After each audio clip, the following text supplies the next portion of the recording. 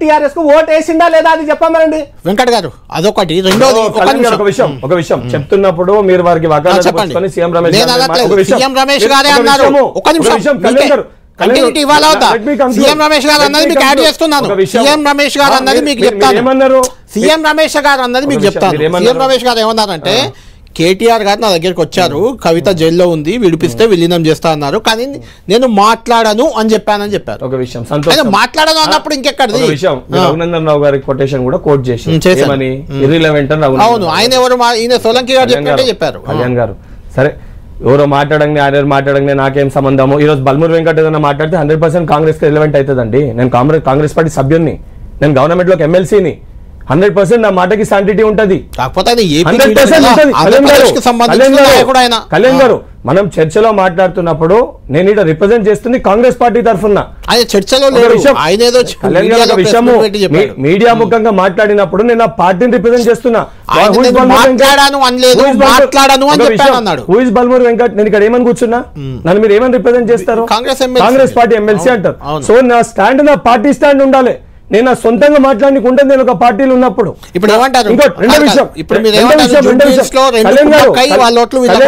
కళ్యాణ్ గారు హుజరాబాద్ ఎన్నిక గురించి వ్యక్తిగతంగా నా గురించి మాట్లాడారు కదా, 100% అక్కడ మా అభ్యర్థి ఆఖరి నిమిషంలో పార్టీ ఇచ్చిపెట్టిపోయారు. నన్ను అన్నవాళ్ళు ఎట్టిపోయినాయి అని చెప్పని వ్యక్తిగతంగా నన్ను అన్నగా చెప్తున్నా.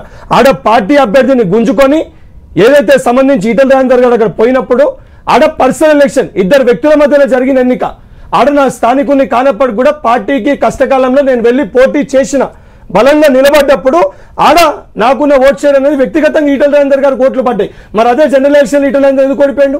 అంత సానుభూతి ఉన్న ఈటల రాజేందర్ గారు ఓట్లు మన సొంత భారతీయ జనతా పార్టీ వాళ్ళు ఓటు వేయలేదా ఈటల రాజేందర్ గారికి? జనరల్ ఎలక్షన్ ఎందుకు ఓడిపోయాడు? ఎందుకు ఓడిపోయే పరిస్థితి వచ్చింది?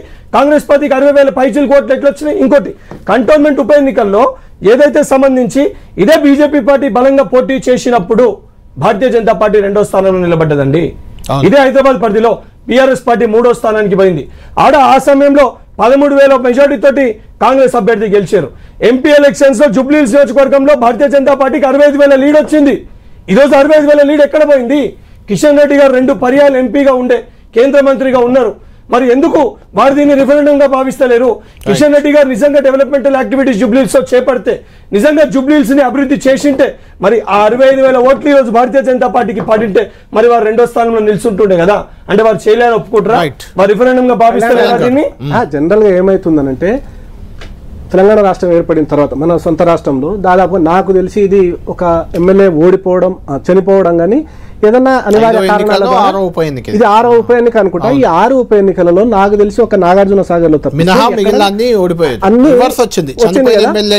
అయితే అక్కడ ఏ పార్టీ కూడా ఏ నియోజకవర్గంలో కూడా 3 పార్టీల మధ్యన పోటీ జరగలేదు. అది ఏ రకంగా ఉప ఎన్నిక జరిగినా కూడా 3 పార్టీల మధ్యన ఉప ఎన్నిక జరగలే.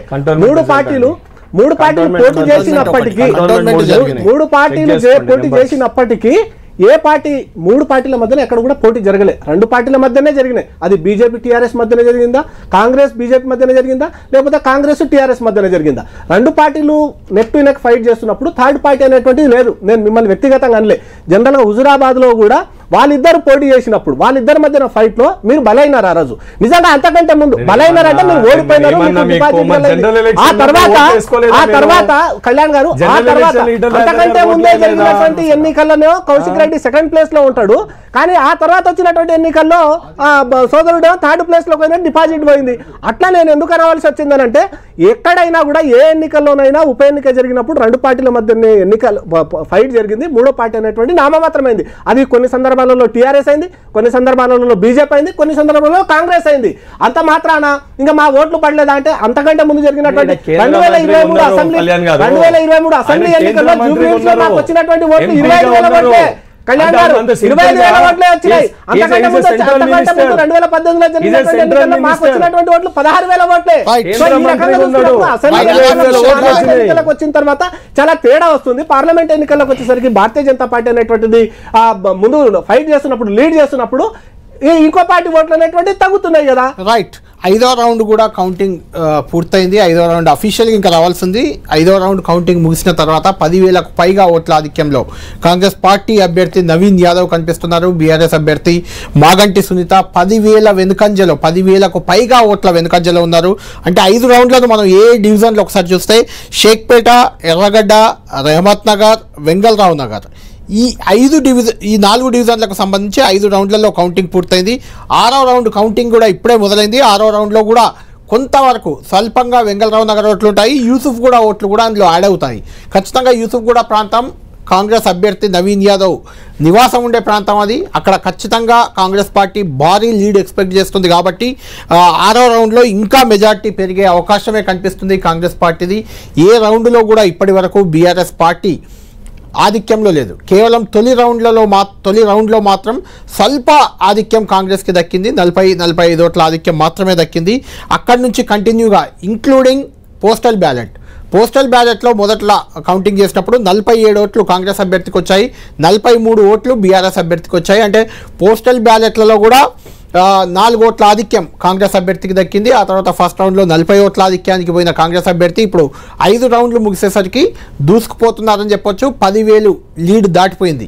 అంటే ఆల్మోస్ట్ 20,000, 10-20,000 మధ్య లీడ్ అనేది అన్ని ఎగ్జిట్ పోల్స్ కూడా ఇదే రకమైన అంచనా వేశాయి. అదే రకమైన అంచనా నిజం కాబోతుంది.